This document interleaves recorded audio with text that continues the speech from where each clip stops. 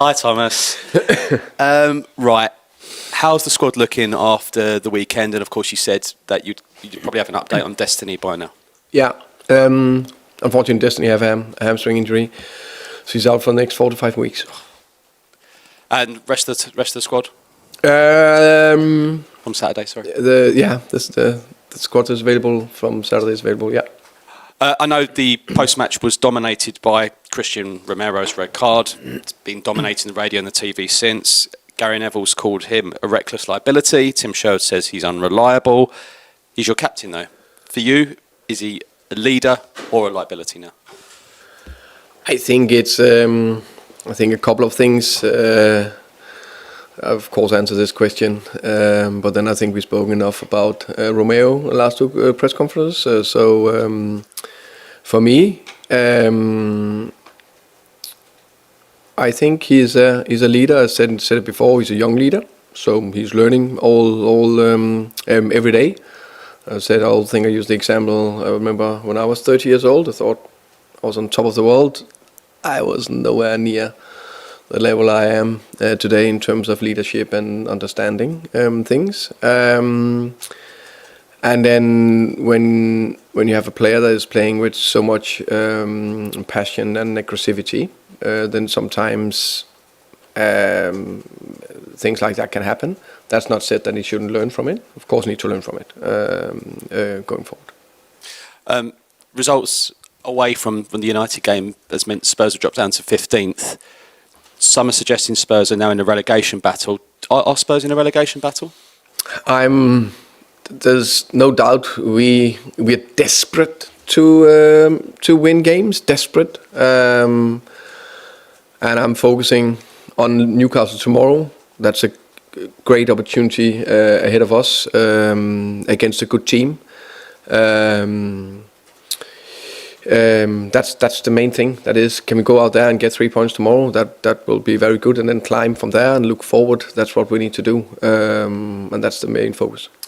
Yeah, the term "too good to go down" is often used, but you've got a lot of players out, a lot of quality out. Romero's now out for 4 games. Do you think you've still, with your available players, got enough to get away from this?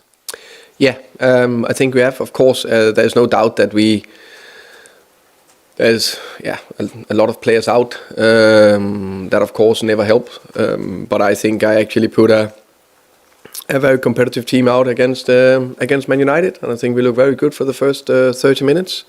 We lose 2 players for tomorrow, but Jet Spence is back, and I think Dragusin looked good when he come back in. So I know we'll put a very competitive team out tomorrow as well, and then there should be hopefully a little bit more after that coming back. But let's see. Best of luck. Thank you.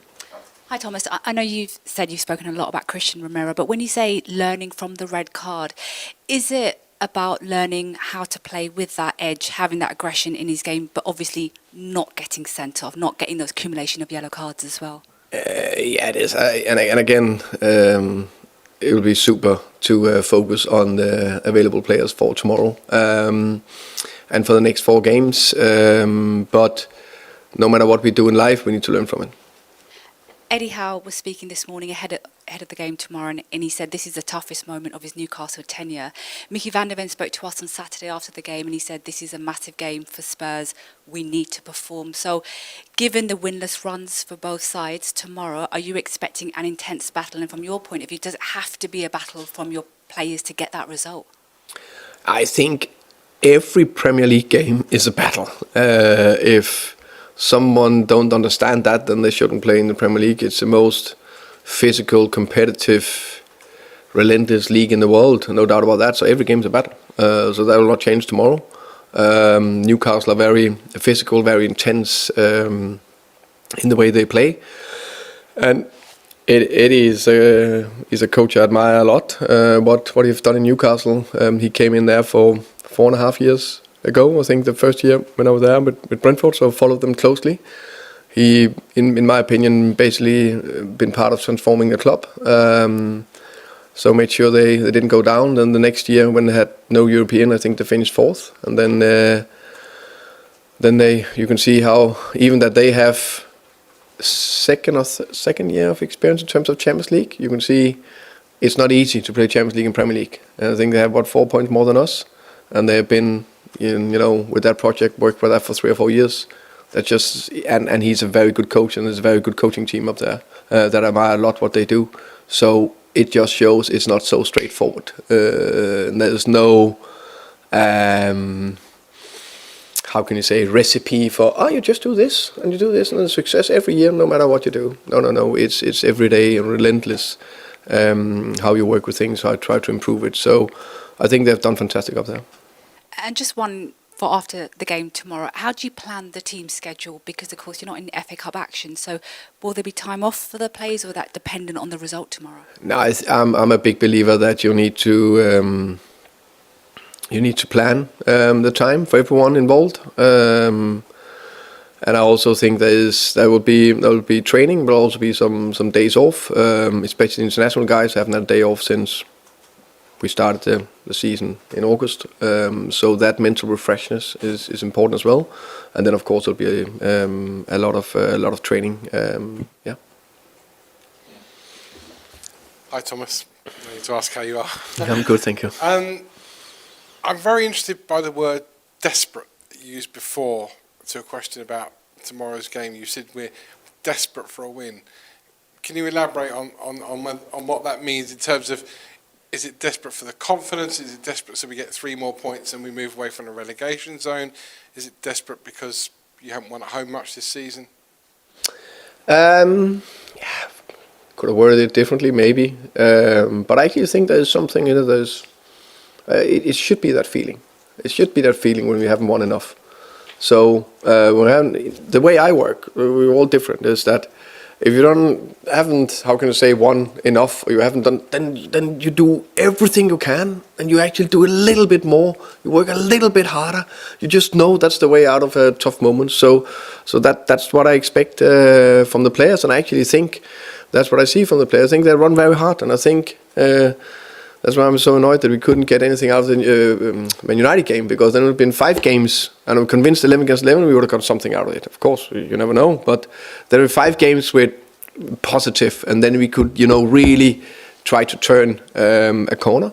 And of course, when you haven't won enough, you need to be desperate, because if you're not desperate, you don't understand the situation you're in terms of don't win enough. We need to turn it and win enough football games. That's what we want for the fans. That's what we want for the team, for the club. See, I can see your passion there, your body language, the way you used your hands, banged on the table. Are you getting enough of that when your team crosses the white line on a Saturday afternoon or a Tuesday or a Wednesday? Are you getting the sort of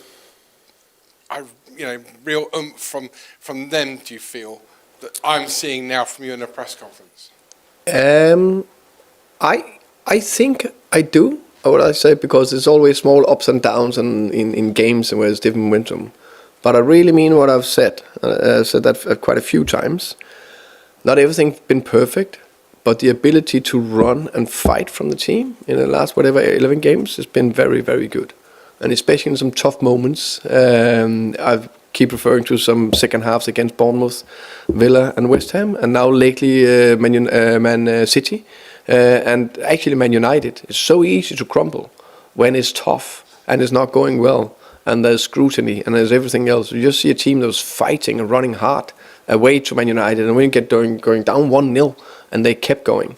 So I think I see a lot, and sometimes for whatever reason, it just sometimes takes a little bit longer, and then you just need to do a little bit more to make sure that everything you do is more to make sure you can get the 3 points. Finally, the role of the fans. We all know supporters are vital. We all know that, especially since COVID, when players had to play without fans and then they came back in. But I've been to a lot of Premier League grounds this season where results have gone against the home team and they boo. And we've asked you before about Spurs fans booing and making their frustrations known. But how much do they need to have patience now? I can say we desperately need them, because when you are in a situation where it's not going straight forward, you need the fans even more. So we need the fans tomorrow massively, to back the team. And when they do that on the highest level, and of course we need to perform, or we need to prove. If they see a team that's running and fighting and giving everything, then do everything to help. And when they do that everything to help, it just creates those magic moments. And I refer that to the City game, but also the Dortmund game. That was fantastic to be there, and that we need tomorrow. Because of course, when you a little bit down to the bare bone, not that many players, it's not that straightforward, it's maybe not as confident the team and all that, then we need to push together. Thank you. Hi there, Thomas. Just want to check on a couple of players. Kevin Danso, how's his toe? And also Deki Kulusevski had to leave out your Champions League squad. Are we to presume that means he is still feeling pain in his knee? Kevin, he met the consultant. It's going forward. It's still weeks before he's available. Deki got another appointment the end of this week where we will know more. But of course, without the Champions League squad is a sign of that it's not tomorrow. Do you think you'll have him before the end of the season? Don't know. Okay. The fans do fear that they're in a relegation battle right now. That's what the general consensus is. Do you have the players that can get you away from this kind of area of the table? And because I was looking through some of the players, and there's actually quite a few that have been relegated at various clubs. So are they up for this kind of battle? Yeah, but as I say, I focus on the game against Newcastle tomorrow. That's the most important thing. And can we get a good performance out there and get 3 points, then we will start to climb, and that's what it's all about. We need to climb, and every year, every day, we need to climb the table until you are where you want to be, and there's only one place where you want to be in the future. So that's the main focus. One thing I was going to ask you, you're a very kind of straightforward guy in these press conferences. You talk kind of very honestly. I remember back to your first press conference, you said, we will lose matches. And I don't know if you're aware, I feel like it's become a bit of a theme, maybe among fans more than anything, that's the tone of the season, that Spurs will lose matches. Do you regret kind of starting off your 10 years kind of talking in that way, even though it was kind of a reality that people have to face up to? No, I don't know what you know. You refer to my press conference. The rest I obviously don't know. But I have no point in. I think there's two things. It needs to be the nice combo between reality and selling hope, and that's a fine balance. I haven't expected us, I have no. How can you say? I knew it will be a tough season. I didn't expect it to be as tough as it's been. So I think that's down to injuries, down to margins, down to a lot of things.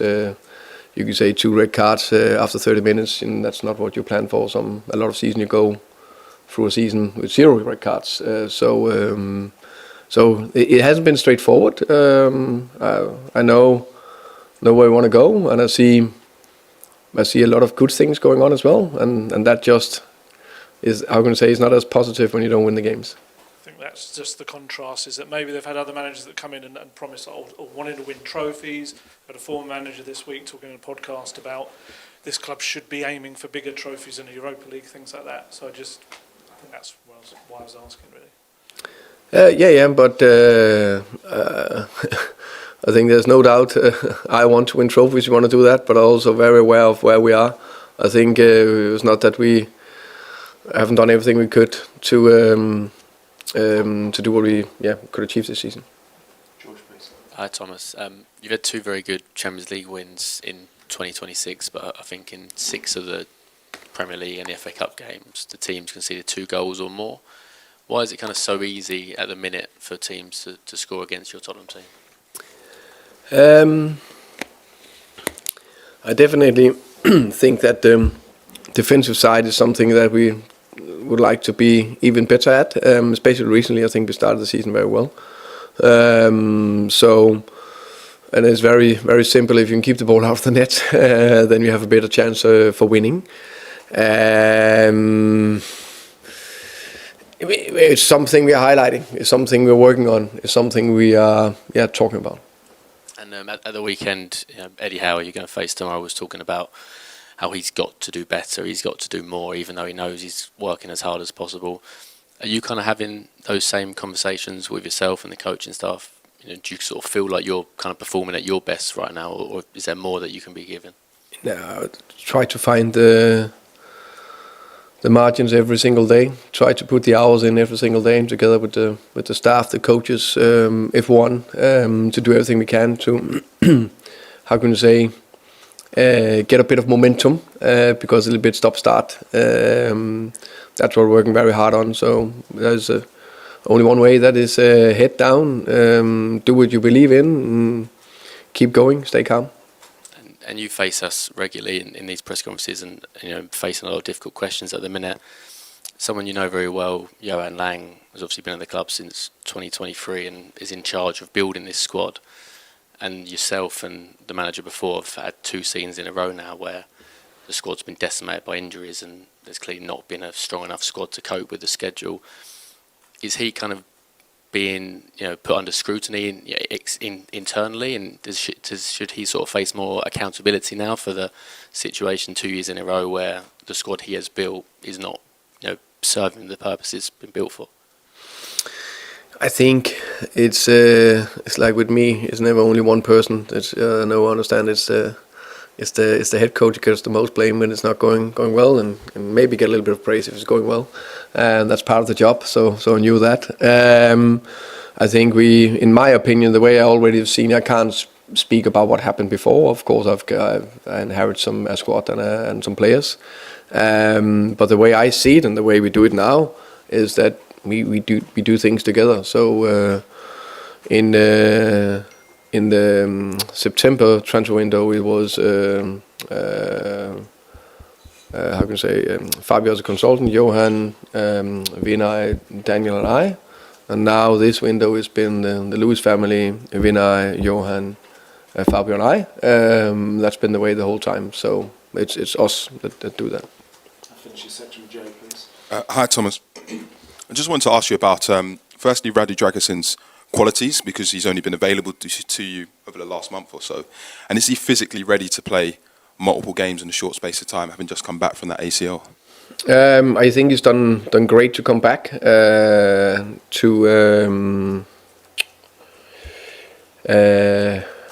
thought it was one more game, but anyway, he I'll just try to get the stats right.